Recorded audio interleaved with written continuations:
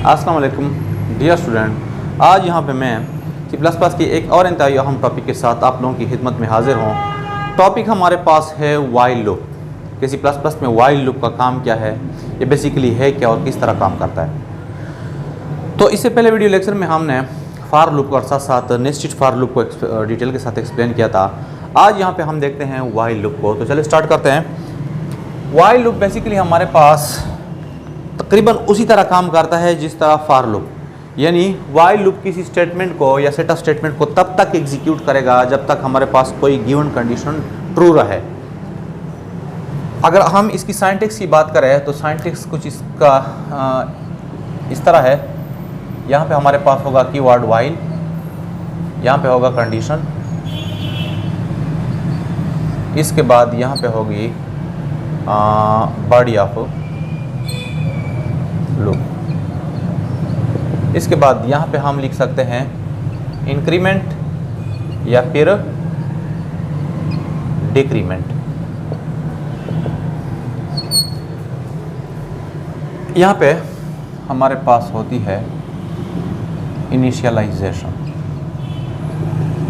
तो अगर हम बात करें फार लूप और वाइल लूप में डिफरेंस की, तो इसमें जो डिफरेंस है फर्स्ट ऑफ ऑल तो इसके सिंटैक्स का है। सिंटैक्स फार लूप का कुछ इस तरह है। फार यहाँ पे इनिशियलाइजेशन,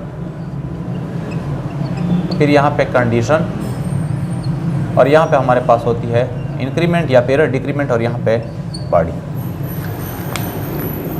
तो फर्स्ट ऑफ ऑल वाइल और फार लूप में जो मेन डिफरेंस है वो उसके सिंटैक्स का है। इसका सिंटैक्स अलग सा है और इसका सिंटैक्स अलग सा है। सेकंड जो इम्पोर्टेंट पॉइंट है फार लूप और वाइल लूप में मेन डिफरेंस की, तो ये है कि अगर हम फार लूप में यहाँ पे कंडीशन का जिक्र ना करें, मतलब यहाँ पे कंडीशन हम यूज़ ना करें, तो क्या होगा। तो हमारे पास ये जो फार लूप की बॉडी है ये इनफाइनाइट टाइम एग्जीक्यूट होगी।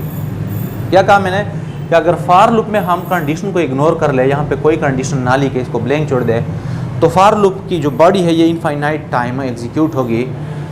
लेकिन अगर इसी तरह हम वाइल लूप में करें, यानी यहाँ पे कंडीशन हम ना लिखें, तो फिर क्या होगा, तो फिर हमारे पास इसकी जो बॉडी है ये सिरे से रन नहीं होगी और हमारे पास प्रोग्राम में सिंटैक्स एरर होगा। इसके बाद वाइल लूप का अमूमन हम ऐसी सिचुएशन में इस्तेमाल करते हैं जब हमें किसी लूप की बॉडी का एग्जैक्ट पता ना हो कि ये कितनी दफ़ा चलेगी। मतलब जब हमें एडवांस में ये पता ना हो कि लूप की बॉडी कितनी दफ़ा एग्जीक्यूट होगी, तो उसके लिए हम फार लूप की बजाय वाइल लूप को ज़्यादा तरजीह देते हैं। तो अब एक एग्जांपल के ज़रिए इसको एक्सप्लेन करने की कोशिश करते हैं, आप लोग देखते जाएं। तो यहाँ पे मैंने एक वेरिएबल डिक्लेयर किया 1, यहाँ पे मैं कंडीशन लगा रहा हूँ ए लेस देन और इक्वल टू 5। इसके बाद यहाँ पे मैं लिखता हूँ सी आउट इस तरह गुड मॉर्निंग। मतलब आप अपनी मर्ज़ी के मुताबिक कोई भी स्टेटमेंट लिख सकते हैं। यहाँ पे मैं लिखता हूँ A++। तो देखें ये हमारे पास इनिशियलाइजेशन, कंट्रोल यहाँ पे आएगा, कंडीशन चेक होगा। कंडीशन हमारे पास है, देखिए 1 लेस देन और इक्वल टू 5, तो कंडीशन क्या है, ट्रू। इसके बाद कंट्रोल जाएगा यहाँ पे, और यहाँ पे हमारे पास स्क्रीन पे दिखाई देगा गुड मॉर्निंग। इसके बाद कंट्रोल टकराएगा इसके साथ, तो इंक्रीमेंट का मतलब है कि एक की वैल्यू में 1 का इजाफा हो जाए, जो कि 1 थी, तो अब हो जाएगी 2। इसके बाद ये जाएगी वापस यहाँ पे कंडीशन की जानिब, यानी कंडीशन अगेन चेक होगी। तो यहाँ पे कंडीशन चेक, तो कंडीशन चेक के बाद अगेन ट्रू है। देखें यहाँ पे 2 लेस देन और इक्वल टू 5, तो फिर इधर आएगा, यहाँ पे अगेन हमारे पास गुड मॉर्निंग। मतलब अगर हम इसको एक कंसोल यानी स्क्रीन कंसिडर कर ले, तो यहाँ पे एक दफ़ा गुड मॉर्निंग,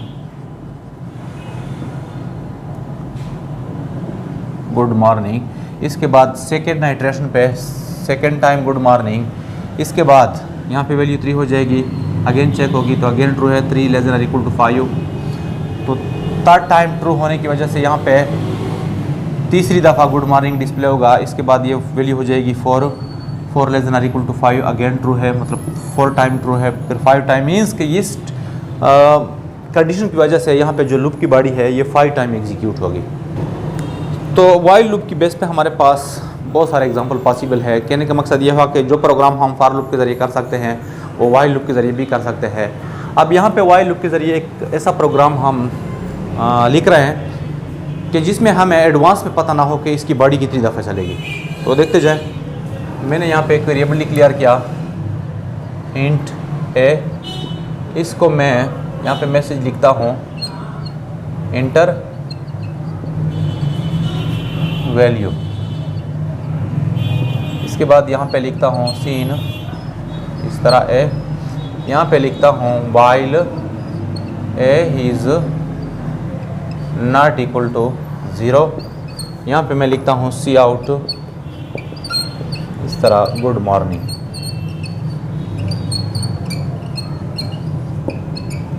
यहाँ पे अगेन लिखता हूँ सी इन ग्रेटर देन ए। अब इस प्रोग्राम को ज़रा देखें कि इसमें वाइल लूप की बॉडी कितनी दफ़ा चलेगी।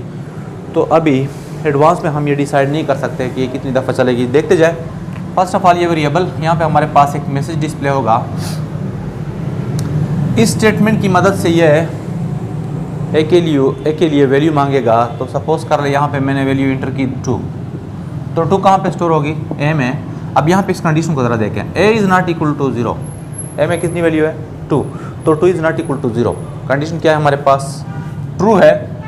तो ट्रू के बाद कंट्रोल जाएगा यहाँ पे, और यहाँ पे हमारे पास ये स्टेटमेंट एग्जीक्यूट होगा गुड मॉर्निंग एक दफ़ा हमारे पास लूप की बॉडी एग्जीक्यूट हो गई। तो स्क्रीन पे दिखाई देगा क्या?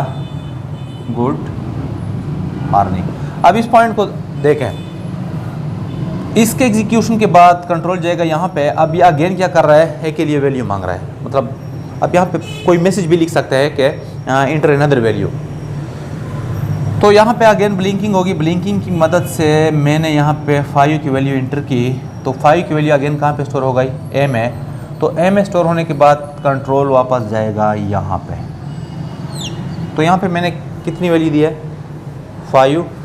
तो अब यहाँ पे देखें, 5 इज़ नॉट इक्वल टू 0। यहाँ पे हमारे पास वैल्यू कितनी थी? 5 इज़ नॉट इक्वल टू 0। तो कंडीशन क्या है? ट्रू। तो जब ट्रू है तो कंट्रोल बॉडी की तरफ जाएगा, बॉडी एग्जीक्यूट होगी। सेकंड टाइम हमारे पास स्क्रीन पे दिखाई देगा गुड मॉर्निंग। इसके बाद ये वाला स्टेटमेंट। तो ये वाला स्टेटमेंट अब अगेन क्या कह रहा है? ये मांग रहा है के लिए वैल्यू। तो अगर आप चाहते हैं कि इस लूप को मैं यहाँ पे स्टॉप करना चाहता हूँ, तो यहाँ पे इंटर कर ले। देखिए यहाँ पे ब्लिंकिंग होगी, ए के लिए वैल्यू मांगेगा। तो यहाँ पे मैंने इंटर किया 0। तो जब मैं 0 इंटर करता हूँ तो कंट्रोल इधर गया। यहाँ पे ए की वैल्यू हमारे पास है 0। तो 0 is not equal to 0। 0 is not equal to 0 का मतलब है कि कंडीशन क्या है? फॉल्स है। तो फॉल्स होने की सूरत में ये बॉडी स्टॉप हो जाएगी, मतलब कंट्रोल जाएगा बाहर। अगर यहाँ पे कोई मैंने स्टेटमेंट लिखा हो तो वो वाला एग्जीक्यूट होगा।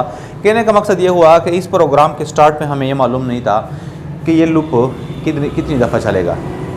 तो ऐसी सिचुएशन में हम वाइल लूप को तरजीह देते हैं कि जब हमें एडवांस में मालूम ना हो कि लूप की बॉडी कितनी दफ़ा एग्जीक्यूट होगी। अब यहाँ पे फाइनली हम फ्लो चार्ट को डिस्कस करते हैं, जो कि हम वाइल लूप के लिए यूज़ करते हैं। देखते जाएं। तो वाइल लूप का फ्लो चार्ट किस तरह होगा? फर्स्ट ऑफ ऑल यहाँ पे हमारे पास कंडीशन के लिए हम यूज़ करते हैं ये डायमंड सिंबल। इसके बाद अगर कंडीशन ट्रू हो तो यहाँ पे लिख ले स्टेटमेंट, यानी जिसको हम कहते हैं बॉडी ऑफ वाइल लूप। इसके बाद यहाँ पे हम लिखते हैं इंक्रीमेंट या फिर डिक्रीमेंट। इसके बाद अगेन कंट्रोल जाएगा कहाँ पे? इधर जाएगा, और यहाँ पे कंडीशन अगेन चेक होगा। तो ये जो प्रोसेस है इस तरह रिपीट होगा। लेकिन जब भी हमारे पास कंडीशन फॉल्स आ जाए तो यहाँ पे हम लिख सकते हैं statement outside the loop body. Statement outside the loop body. और साथ साथ अगर ये आपने ना लिखा हो तो आप यहाँ पे एग्जिट भी लिख सकते हैं। तो देखें, first of all condition check. अगर कंडीशन ट्रू हो तो स्टेटमेंट का मतलब है कि लूप की जो बॉडी होती है वो एग्जीक्यूट होगी। इसके बाद इंक्रीमेंट डिक्रीमेंट, मतलब जिस वेरिएबल की बेस पे हमने कंडीशन चेक की है उसकी वैल्यू में या तो इजाफा होगा या फिर डिक्रीज़ होगा। मतलब यहाँ पे हम कह सकते हैं इनिशियलाइजेशन, क्या हम वेरिएबल को एक और वैल्यू देंगे, जिस तरह भी मैंने प्रीवियस एग्जांपल में एक्सप्लेन किया तो वैल्यू देने के बाद या वैल्यू इंक्रीज़ होने के बाद कंट्रोल दोबारा जाएगा कहाँ पे, कंडीशन की जानिब। तो कंडीशन अगेन चेक होगा, तो अगर अगेन ट्रू है तो again statement execute and so on. Means कि ये स्टेटमेंट हमारे पास तब तक एग्जीक्यूट होगा जब तक कंडीशन ट्रू रहे, लेकिन जब भी हमारे पास कंडीशन फॉल्स हो जाए तो लूप के बॉडी के बाहर अगर कोई स्टेटमेंट लिखा हो तो एग्जीक्यूट होगा, अगर वो ना लिखा हो तो डायरेक्टली हमारे पास क्या होगा, एग्जिट। तो डियर स्टूडेंट, वाइल लूप की बेस पे हमारे पास बहुत सारे एग्जांपल पॉसिबल है। मतलब वाइल लूप की मदद से हम बहुत सारे प्रोग्राम कर सकते हैं, लेकिन यहाँ पे हमारा मेन टारगेट ये था कि वाइल लूप किस तरह काम करता है और वाइल और फॉर लूप में मेन डिफरेंस क्या है। तो उम्मीद है आप लोगों को क्लियर हुआ होगा। तो आज के लिए बस इतना ही। अल्लाह हाफ़िज़।